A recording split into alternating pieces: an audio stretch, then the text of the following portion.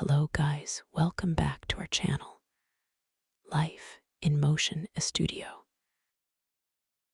You know the feeling? You're walking alone, maybe down a dimly lit street or just through your own house at night, and then you feel it, that creepy, prickling sensation on the back of your neck. It's a feeling of presence. You are absolutely sure someone is standing right behind you.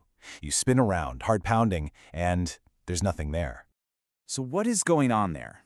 Is your mind just playing tricks on you? Well, yes and no. It's a very real feeling, but it's created by your brain for a fascinating reason. Let's break down the psychology behind this, what some people call the shadow presence effect. Okay, first things first. This feeling isn't some weird glitch in your modern brain. It's actually a feature, and it's ancient. For thousands and thousands of years, the biggest threats to our ancestors, we're talking predators, almost always attacked from behind. So our brains had to evolve a way to deal with that. Scientists actually have a name for this: rear field threat detection. It's a primitive, hardwired system that's all about monitoring the space you can't see, trying to give you a heads up before it's too late. You can think of it like a ghost in your own machine, an echo from our evolutionary past that's still looking out for us.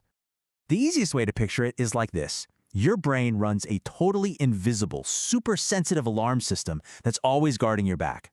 It's constantly scanning, and believe me, it does not take much to set it off.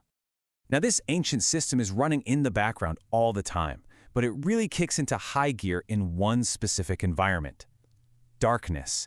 Darkness is the perfect feel for this feeling because it takes away our most trusted sense, our eyesight.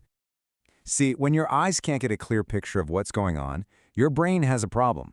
It's missing key information, and if there's one thing the brain hates, it's uncertainty. So what does it do? It fills in the gaps. And because that brain is wired for survival above all else, the very first thing it imagines in that empty, dark space is the worst-case scenario, a threat. And this is where our senses really start to mess with us. Your peripheral vision, the stuff you see from the corner of your eye, is fantastic at detecting movement, but it is terrible with details. So that tiny glint of light, or a curtain moving in a breeze, or even your own shadow dancing on the wall, your brain doesn't see it as random. It interprets it as a moving figure, a potential predator. So we have this ancient programming and a real lack of good information from our eyes. But the next part of this puzzle is about how your brain doesn't just guess what's out there. It actively creates a space for that threat to exist. It's a projection. This leads us to a really cool concept called the peripersonal space extension. Your mind basically creates this protective bubble around you, and it pays special attention to the part of that bubble you can't see, the area directly behind your back. This is your personal blind spot, and protecting it is your brain's #1 priority. And here's the absolute key. When that vulnerable zone behind you is pitch black, your brain has no data, and its default protocol in that situation is simple. Assume there is a hostile presence in that zone until you can prove otherwise. And this feeling gets way more intense if you're already stressed, anxious, or just plain tired. When you're in those states, your brain can go into what's called hypervigilance mode. It's on high alert. And it's not just scanning for danger, it's actively projecting it. So an empty dark corner isn't just empty anymore. To your brain, it's a space where a threat could be, which pretty much means a threat is there. And let's add one more ingredient to this creepy stew: silence.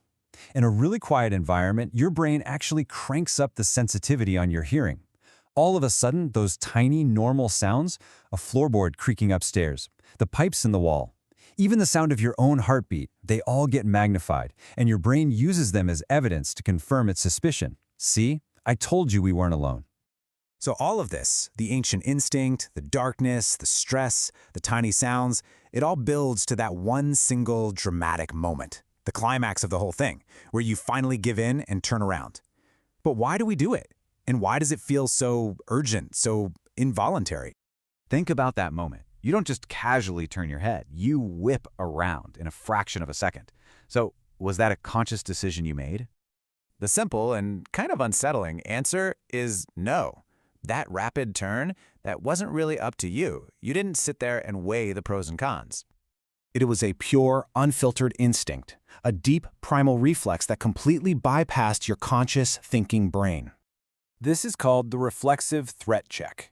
Basically, your brain's survival system decided the probability of a threat was high enough that it couldn't wait around for your permission to act. It forces you to turn and visually confirm or deny that threat immediately. Its logic is simple: better safe than sorry, even if it means being terrified by nothing 999 times out of 1,000. So, let's put it all together. That feeling of being watched in the dark isn't something paranormal. It's your ancient survival hardware, built for a world full of predators, trying to operate in your quiet, dimly lit hallway. Your brain is just doing its job, and its job is to imagine danger as a way to protect you, just in case. So the next time you feel that shadow presence creeping up behind you, remember what's happening. That chill you feel is real, absolutely, because you're experiencing the echo of 1,000,000 years of survival. The presence you feel isn't real, but the instinct that creates it is about as real as it gets.